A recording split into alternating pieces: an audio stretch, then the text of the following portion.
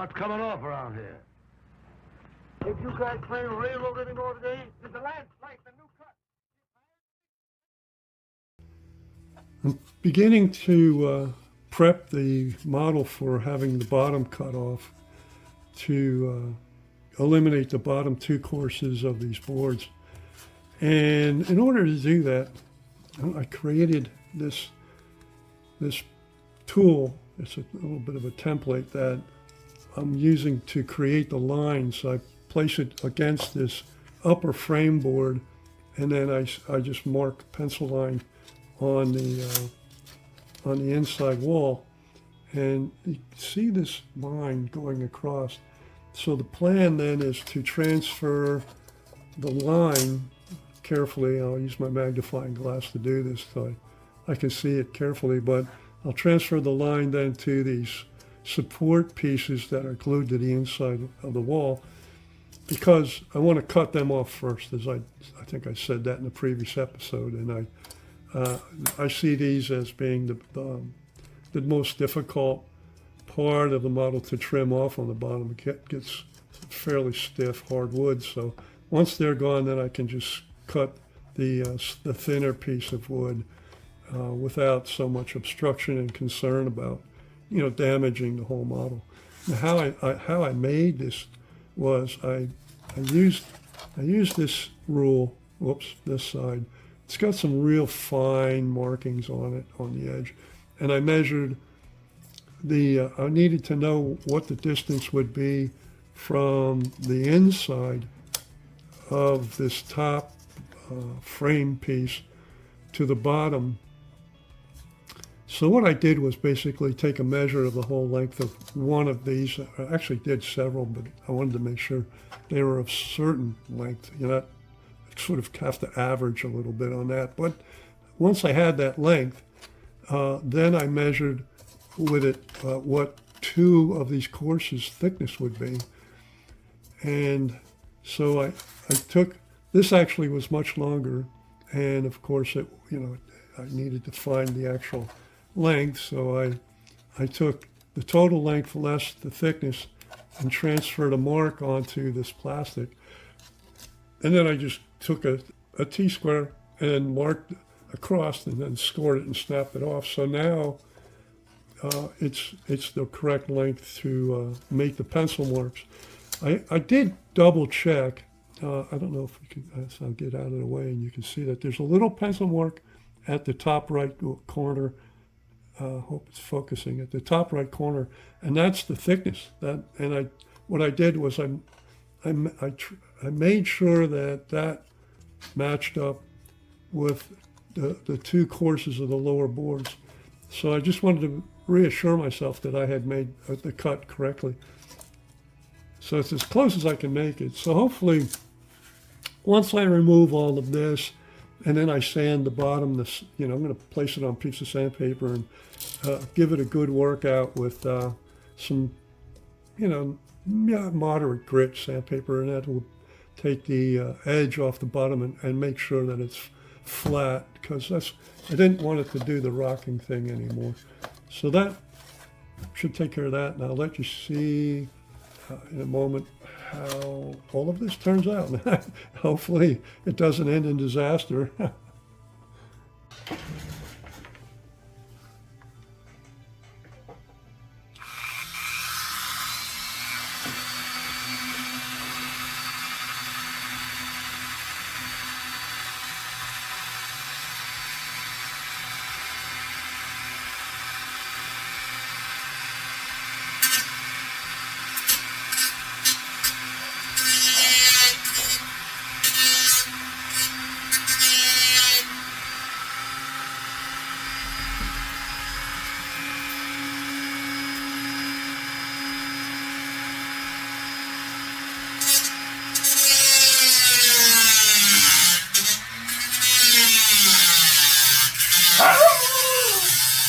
Hello, what are you doing? Everybody can hear you fussing, boy.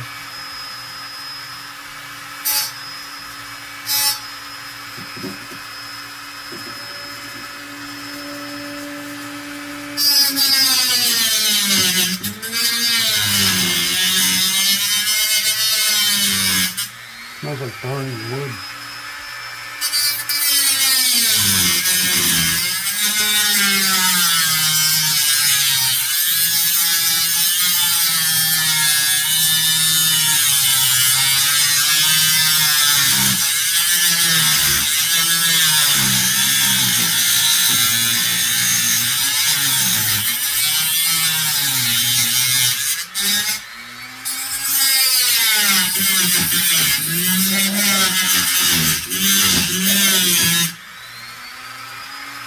Good.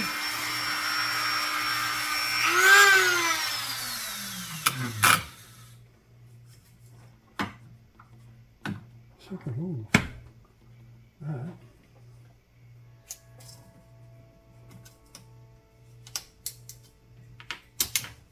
Jeez. Yeah, that's some glue. There we go. Okay.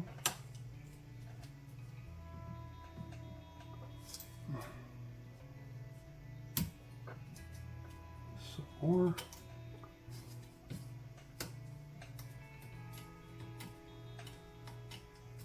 Gosh, I don't want to break more in this model, but it does break. There we go.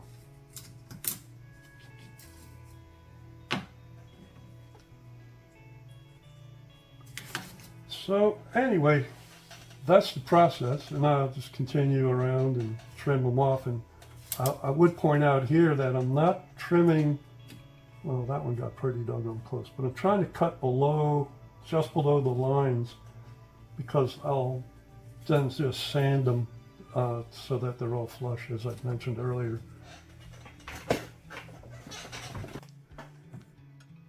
Well, just quick update here. I pretty much cut off the base. I still need to sand it. And while I was thinking about sanding the base, well, I haven't done it just yet because I got to run to the hardware store and buy some sandpaper.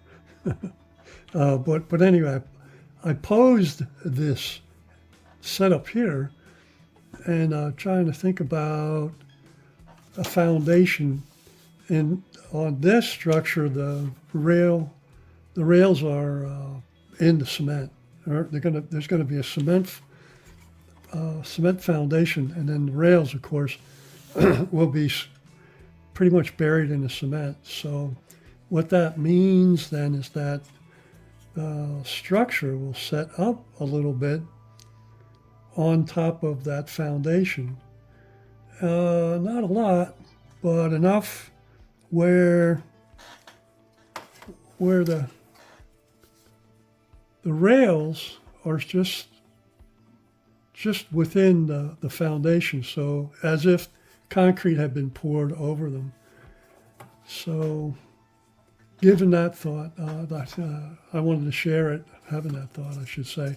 And also, you can see here that it's been cut back to pretty close to just 2 of these board widths, which is what my goal was. Of course, it needs to be sanded yet. So as soon as I get some sandpaper, I'll sand it. But the clearance for the locomotive looks pretty good. I'm going to turn it over here for you so you can see it a little better.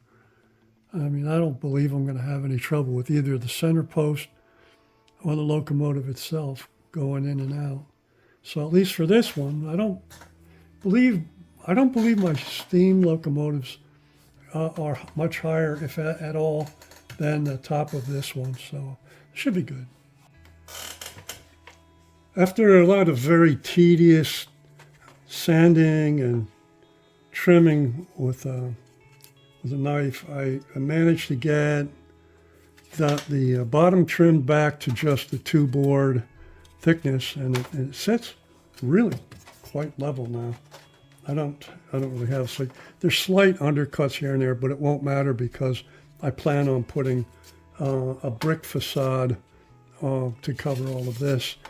But as you probably already know, that handling a model and trying to rework it is going to result in a lot of breakage, especially fragile parts, and those have to be all replaced back where they were.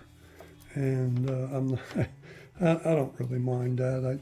It's just part of the process. But I really what I did mind was that ugly bottom that was on this building. I had to get rid of that. So sanding block, and I used less of this and more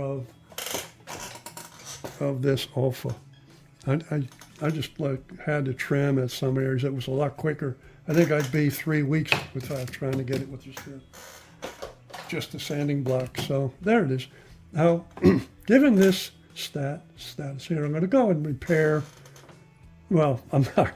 Let me second think that. I'm not going to put these on until I get some more work done on this thing. But the next obvious step, and I hinted at it a little bit earlier, is actually the foundation, because I can build the extension to fit a foundation, but I need a foundation first. Like it's good practice for any building project is to pour the foundation first. And that, as I already mentioned, had a lot to do with the fact that I want to have the foundation with these tracks buried. So next step, foundation. I've been thinking about foundation for this model, and I think what I'd like to have is, well, first on the top level, I want the track to extend in, of course, to the two-stall engine house, but I want the track to be, I want it to be flush. You know, I don't want I just want to see the rails. And so the thickness of this mat board aligns pretty well with the top of the rail, so that there's just a small amount of rail extending above.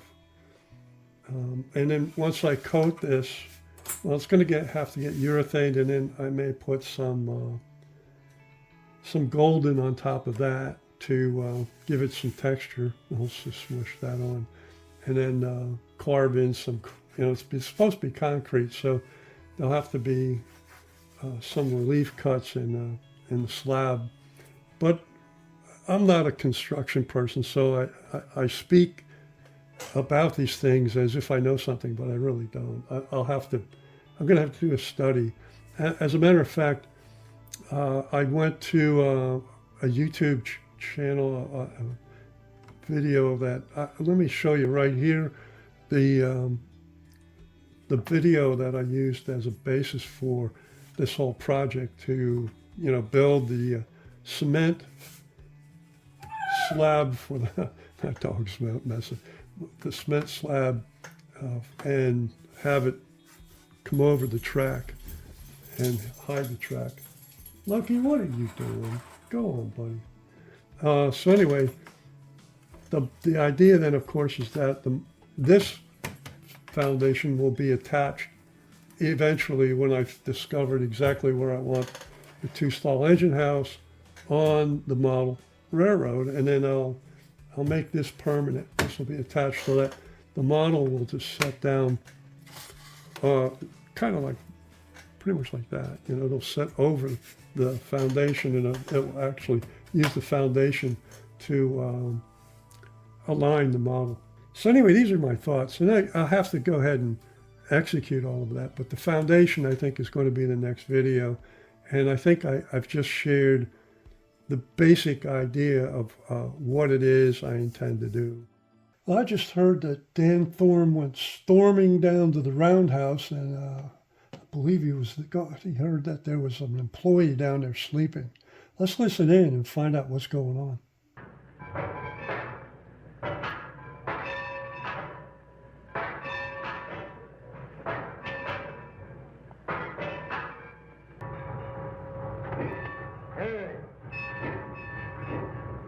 You woke me up just so I can leave a like for this video? Well, you must think you're as tough as I am. Well, who says we have to leave a like anyway? On this road and for me. I'm Dan Thorne, and what I say goes around here. That means everybody, see? Well, I hope that poor soul doesn't get fired just because he didn't leave a like.